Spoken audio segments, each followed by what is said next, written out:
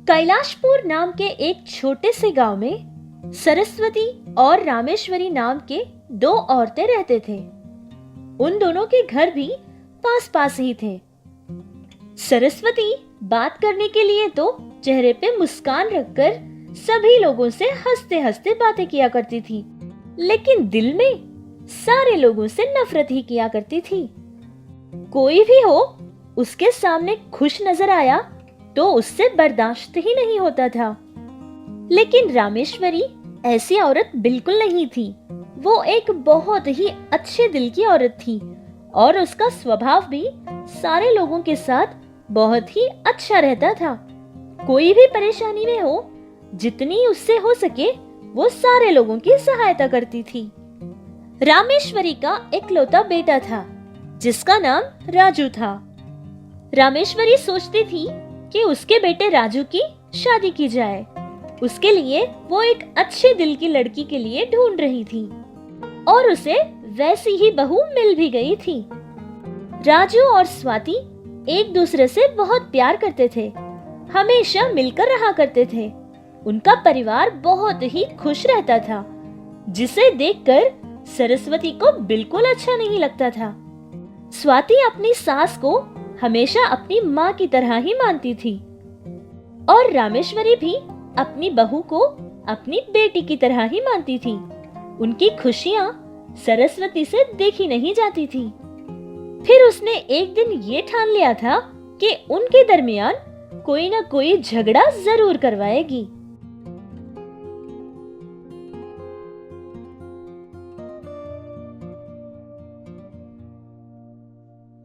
भाभी जी, अगर आप बुरा न मानेगी तो मैं आपसे एक बात कहना चाहती हूँ। हाँ हाँ भाभी जी, बताइए क्या बात है। मैं कुछ नहीं समझूंगी।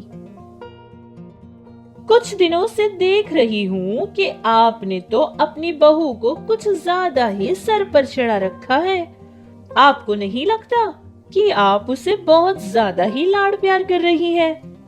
अगर आपका व्यवहार उसके साथ ऐसा ही चलता रहा ना, तो एक न एक दिन आपको पछताना जरूर पड़ेगा। हाँ, मैंने तो सोचा था कि आपकी बहू आ जाएगी तो आपको थोड़ा आराम करने को मिलेगा, लेकिन आप हो कि सारा काम सिर्फ आप ही करती हैं। आपको तो चाहिए कि सारा काम अपनी बहू स्वाति से कराए, लेकिन आप है कि उससे ज्यादा काम कर लेती हैं। आपकी ये हालत मुझसे देखी नहीं जाती भाभी जी। बस इसीलिए आपका दर्द बांटने के लिए आ गई थी, क्योंकि ये सब मुझसे देखा नहीं गया था। अरे भाभी जी, आप इतना परेशान मत होइए। जब तक मेरे शरीर में ताकत रहेगी तब तक मैं करूंगी। ऐसे छोटे मोटे काम करने से कुछ नहीं होता। और वैसे भी आप शायद भूल रही होंगी, स्वाति तो मेरी बहू है, कोई नौकरानी नहीं। वो मेरी बेटी जैसी है। आप मेरे बारे में सोचकर इतना दूर आ गई, इसके लिए आपका बहुत बहुत धन्यवाद। अरे, हमारा घर आपके पड़ोस में ही तो है। मजाक उड़ाने की क्या जरूरत थी? मैं तो बस आपका भला चाहती थी, बस इसीलिए कहने के लिए आ गई। वैसे भी जिस चीज की दिक्कत आपको ना हो उसकी मुझे क्यों? मैं चलती हूँ। वैसे भी मैंने चूल्हे पे सब्जी रखी थी, शायद जल गई होगी। सरस्वती ने चाहा कि वो कोई झगड़ा करवा दे, लेकिन ऐसा कुछ नहीं हुआ था, जिससे सरस्वती बहुत दुखी हो जाती है। हाय दैया, क्या क्या ना कह दिया उसने मुझे। अगर ऐसा ही चलता रहा तो गांव के सारे सास अपनी बहुओं के सामने नौकरानी बनकर रहना पड़ेगा। मैंने तो सोचा था कि मेरे बेटे की शादी करूंगी, बहू आ जाएगी तो मैं तो खूब आराम करूंगी। मैं तो यही चाहती हूँ कि मेरे आने वाली बहू भी मेरी ही तरह अच्छे दिल की हो। इतने में सरस्वती का पति घर आ जाता है और उसे बुलाता है। अरे भाग्यवान, सुनती हो? हमारे बेटे के लिए एक रिश्ता आया है। हमारे ही पास का गांव है। लड़की वाले अच्छे लोग हैं। सुना है जमीन खेत वगैरह भी बहुत कुछ है। सिर्फ एक बेटी है उनकी। सब कुछ तो ठीक है, लेकिन उस लड़की का रंग थोड़ा कम था, इसीलिए मैंने उनसे कुछ नहीं कहा था। क्या दूसरा रिश्ता देखूं? अरे ये आप कैसी बातें कर रहे हैं? रंग कम है तो क्या हो गया? अब इसमें उसकी थोड़ी ना गलती है। ये सब कुछ मत सोचिएगा और उसी लड़की का रिश्ता पक्का कर देना। हमारा बेटा तो खाना खाता है, उसका रंग थोड़ी ना खाएगा। अरे वाह, क्या ये सारी बातें तुम ही कह रही हो? हाँ, फिर तो ठीक है, मैं रिश्ता पक्का कर ही देता हूँ। अरे सुनिए तो, रिश्ता पक्का जरूर कर देना, लेकिन हाँ, लड़की वालों से आप कुछ मत कह देना। आपने ही तो कहा था ना कि उनकी इकलौती बेटी है। अगर वो लोग प्यार से कुछ देना भी चाहे ना, तो आप उनको मना मत करना, वरना उनका दिल बहुत दुखेगा। ये तो मेरी बेवकूफी थी, जो मैंने ये सोच लिया कि तुम बदल चुकी हो। लेकिन तुम बदलने वाली बिल्कुल नहीं हो। दहेज का नाम मुंह से लिए बिना ही कह रही हो कि अगर वो लोग देना चाहे तो मना नहीं करूं। बहुत ही होशियार हो तुम। हमेशा दिमाग में बस इसी सोच को भरती रहोगी। पता नहीं तुम कब बदलोगी। फिर कुछ ही दिनों में सरस्वती के बेटे की शादी भी हो गई थी।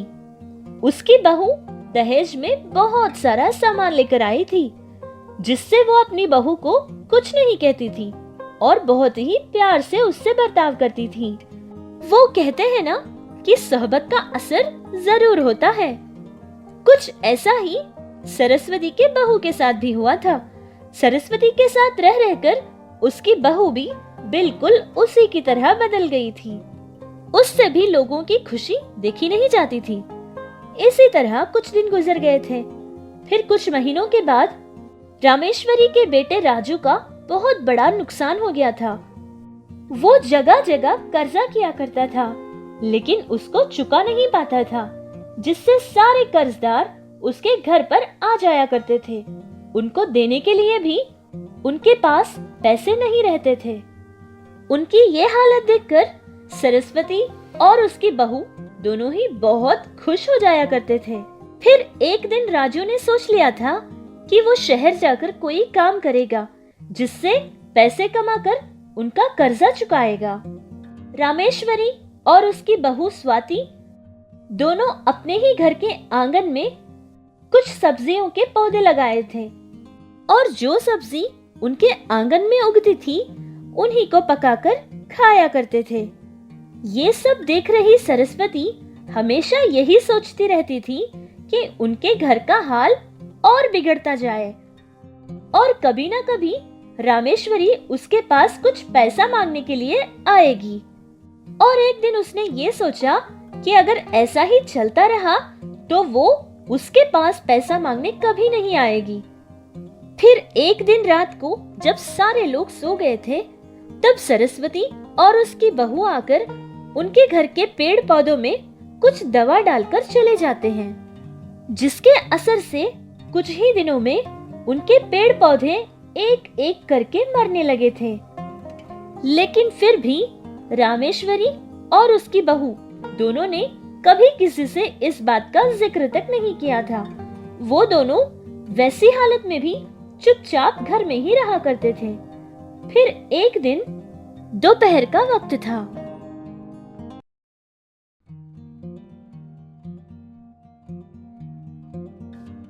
बेटा, कोई है क्या बेटा?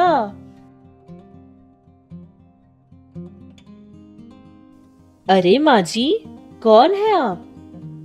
देखो बेटा, मैं हर साल पड़ोस के गांव में जो मंदिर है उस मंदिर को आती हूँ। बहुत धूप है ना बेटा, मुझे प्यास लग गई थी। क्या मुझे पीने के लिए थोड़ा पानी मिलेगा? अच्छा, ये बात है। ठीक है माँ जी, आप अंदर आ जाइए।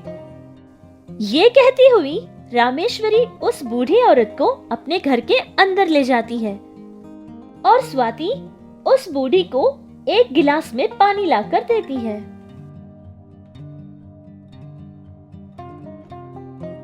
अरे बेटा, मुझे भूख भी बहुत लगी है, क्या कुछ खाने को मिलेगा?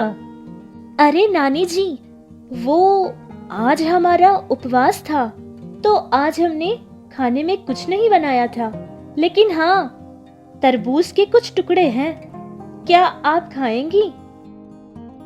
इस तरह स्वाति जो उनके खाने के लिए तरबूज के टुकड़े रखे थे वो सारे टुकड़े लाकर उस बूढ़ी औरत को दे देती है और वो औरत वो सारे ही तरबूज के टुकड़े खा लेती है और जो तरबूज के बीज थे उनको उनके घर के आंगन में डाल देती है। बेटा, आप लोगों ने मेरी प्यास और मेरी भूख को भी मिटाया है। आज के बाद आप लोगों के साथ सब ठीक ही होगा। मैं अभी चलती हूँ बेटा। ये सब कुछ दूर खड़ी सरस्वती और उसकी बहू दोनों ही देख रही थी। फिर देखते ही देखते शाम हो जाती है और फिर रामेश्वरी और उसकी बहू दोनों ही घर के अंदर जाकर पानी पी के ऐसे ही सो जाते हैं। फिर सुबह स्वाति उठकर अपने घर से बाहर आती है और देखती है कि उनके घर के आंगन में बहुत ही बड़े बड़े तरबूज पड़े थे, जिसे देखकर वो हैरान हो जाती है और फिर अपनी सास रामेश्वरी को भी बुलाकर दिखाती है।